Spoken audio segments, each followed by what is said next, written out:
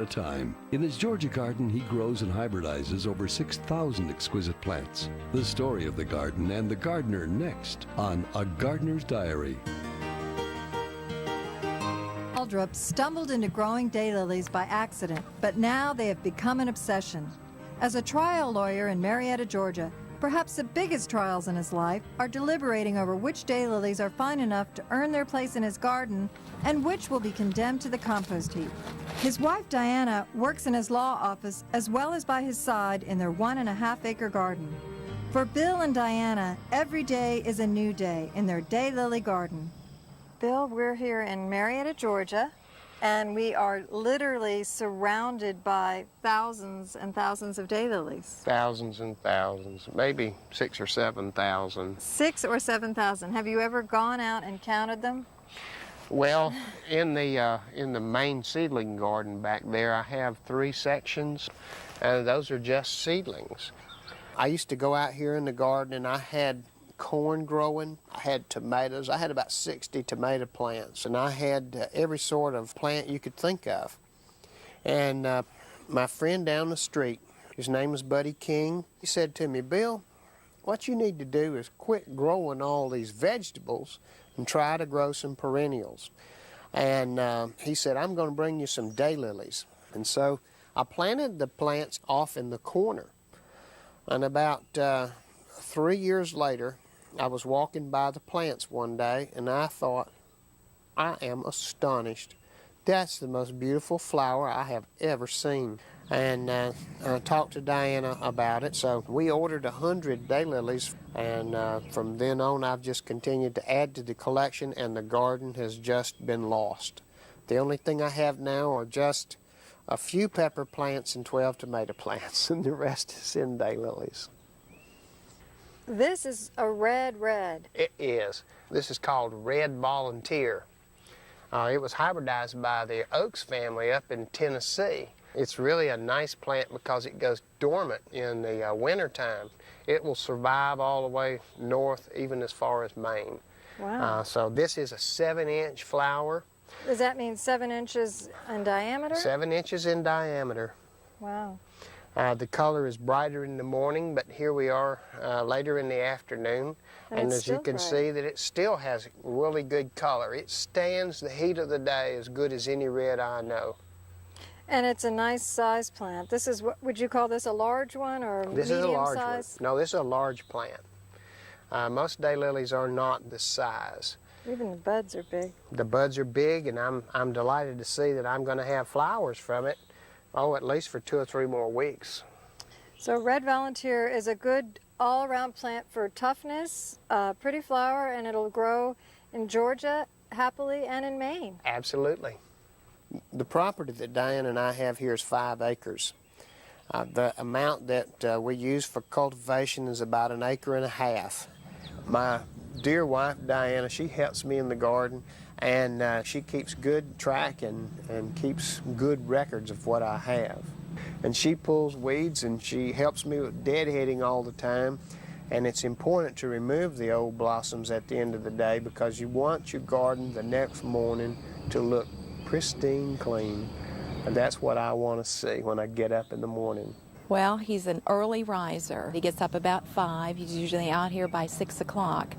And he does some hybridizing if he can, if the plants have opened up enough for him to do that.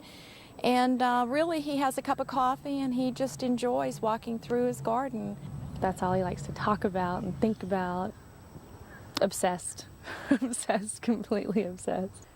This daylily just slightly reminds me of what a lot of people, it's the only daylily they know. We call it the ditch lily. It's the orange daylily you see growing along the side of the road.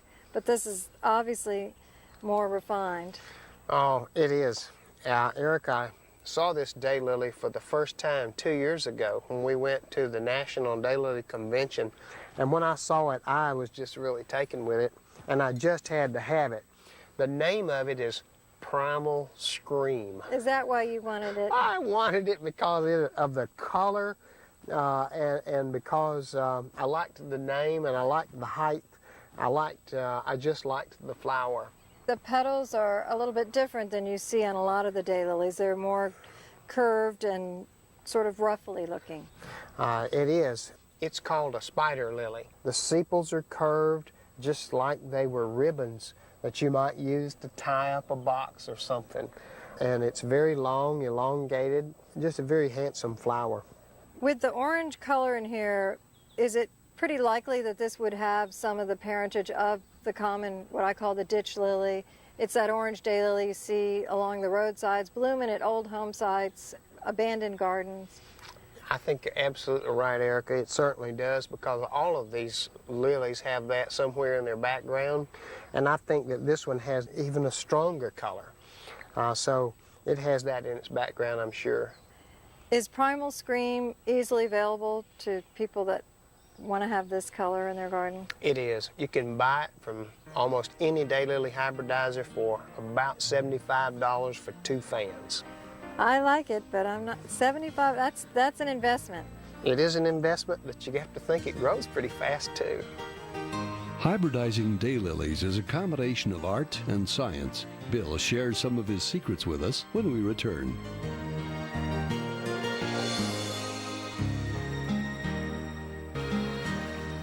Bill Waldrop's property in Marietta, Georgia is a sizable 5 acres, 1.5 planted in daylilies. But despite his daylily obsession, he grows other plants as well, like these canna lilies, which must be 10 feet tall. Bill also decided to add a little variety by building a water garden that is both beautiful and practical. The pond is a breeding ground for his army of frogs that attack the bugs and slugs and protect Bill's beloved daylilies. Now that I'm standing here among magnificence and daylilies, I'm a little hesitant to show you this puny flower, but this is from my garden, and I wondered if you could identify it. Oh my, oh Erica, I don't think so. That looks like one of the original daylilies that probably came from China. There were about 18 that came from China, but to try to register daylilies. 40,000. Good. I guess if this was one of the original species, we can see what a long way daylilies have come. Oh yes, if you take a look at Paradise City here, this is a tetraploid. And if you can touch the petals, you can see how thick they are. Mm-hmm. What is it about a tetraploid that is better than a diploid in terms of a daylily? Okay. The diploids are the way that God made tetraploids for about 30 years at least. But what does that mean in terms of the gardener? Okay. If you're... You can see that on it are very strong. It's very beautiful. It has a tremendously deep green throat, and the color of the eye is reflected in the color of the sepals right here. And if you look at the edge of the plant, you can see that the color of the eye is the same as the color on the edge. And if you look outside the edge, you can see that it even carries a little gold on the outside of that edge. So it's a very fine plant. A better flower, you get double the chromosomes and double the possibilities. Double the possibilities. Can I buy Paradise City since that's such a spectacular flower? Yes, but it'll cost you $100. That's the cost of the plant. When I was very young, my mother was a gardener, and she always grew things. And even when we didn't have a place to grow things, she still was she is a very good gardener. And maybe I sort of picked it up from her. This is such a vibrant color. I don't know how I'd describe it. It's sort of orangey gold. It is, Erica. It's appropriately named Mary's Gold. I like it, and I like it simply because of its color. And that's a big flower. It's a huge flower, and it'll get any daylily hybridizer.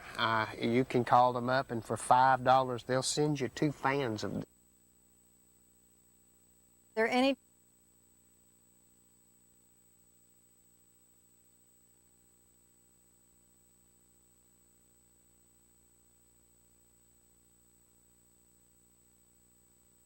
the difference north here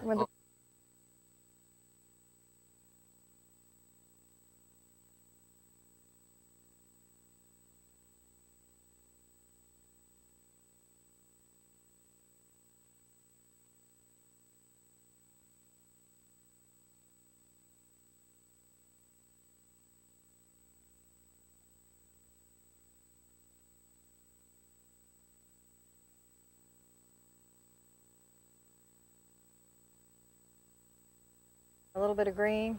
Erica, there's no way to know. There is no way to I think that's part of the fun of it. You go out here and you do it, and you get new flowers. And if I see one that, I really like, I mean, it just makes my whole day. I enjoy the flowers so much. In other words, you're a bit of a gambler in the garden. An absolute gambler. I like to gamble with the flowers. These are my colors. Peachy, a little peachy, a little pink in it, and yellow and green. Absolutely. This is my daylily. I hybridized this from Fairy Tale Pink and Magic Lace. They're both diploids, and I crossed those two, and this is one of the results I had. The name of this plant is The Joy We Share. And now, how did you come up with that well, name? there's a song in church we sing, the joy we share as we tarry there, none others ever known. I took it out of that. So I sent it in to the Hemerocallis Society, and so we'll see what they say. You wouldn't think it could take the strength of the day, but this flower is tough. It'll last the whole day, and it'll look just as beautiful as it does right now all day long. Well, that's reason enough to grow it. And at the end of the day, because they're daylilies, all these flowers that are wide open will actually close up? Yes, they will. The lifespan of a daylily is 1 day. And Erica, all these flowers around here, everywhere that you look, these will all be gone tomorrow. But you've got all these buds, so you've got promise of many more. Oh yes, that's one of the delights of growing the plant. I think daylilies are beautiful because the lifespan of the plant is so short. You walk out in the morning and you can see something that is so truly gorgeous, but it won't last past the middle of the afternoon, and even if it gets into the early evening, the time for the plant is short. But I also think it's different because with a daylily you can get so many different kinds of plants. You can have plants with edges, plants with furls, and plants with different colors of eyes. The variety of the plant is just very wide. Although every plant in Bill's garden is beautiful to the untrained eye, every year all but the best plants fall victim to the compost heap. See why Bill calls himself the Terminator when we return. Bill Waldrop has the fine eye of a daylily connoisseur, and nothing starts his day off better than walking with his wife Diana through a field of newly opened lilies. He also likes to monitor the progress of his hybrid seedlings, which he nurtures with almost paternal care. This looks like a new planting of seedlings. It is. These are first-year seedlings, and I planted these this spring. And these will grow the rest of the summer. And you can see I have tags in front of the rows, and then each row is marked with whatever it is that's planted there. And so that gives me good record keeping about what it is I've planted. You plant these seedlings out in early spring, and they are the result of your crosses that you do when you do the pollen. Absolutely. After 2 years, they look like they do right down here in the front of the garden. Big difference. A huge difference. It's amazing to me that they can go from a little seedling like this to a fully maturing, flower-producing, beautiful thing that they are. This is the third-year section, and where we're standing, there are a number of things that I've chosen, and there's one that I've chosen right here that I really like. I can see it stands out quite a bit from the others. And I came out here and I chose it about a week ago, and I dug around and I looked deep, and there was a marker down in the ground already. There. I put it there last year. So 2 years in a row you wanted to keep it. I picked it twice. That's good. So That's a good indicator. I feel like I've made a good choice. And what happens after 3 years if you don't select it, if you don't take it out for further evaluation? Well, I just have to terminate the plant. Terminate the plant. They all look so beautiful. I know, but I just can't keep all of these. I don't really like throwing away plants, but if you don't like them, you just can't keep them. Practically everything in this whole row is going to go except for about 3 plants. Wow. I'm the Terminator, and if I don't like the plant, it cannot stay in the garden. The size of these clumps look to be pretty big. This would be about the size I would think you'd want to think about dividing them. Oh, absolutely, because it's grown too large. I want flowers that are beautiful in every way, and I don't want them hidden by being all bunched up. I divide things in September. I dig it out of the soil. The whole clump? The whole clump. I take it That's out how I with do a it. big tool, and then I cut the fans. If they'll come apart by hand, I'll do it by hand, but if they will not, then I'll use a tool to separate the fans. So dividing daylilies, the best time is when they're still actively growing, they're not blooming, but they're not dormant yet. That's right. And I want to divide it then before it goes dormant, and so that it will be, you know, in the early to middle part of the winter, and it can then survive the winter and come back next spring and bloom just fine. The greatest pleasure I have from gardening is just seeing the most beautiful plants bloom, and I have 3 in my garden. I like to see the new plants. That's the most important thing to me. And we kind of beautiful, and we enjoy it.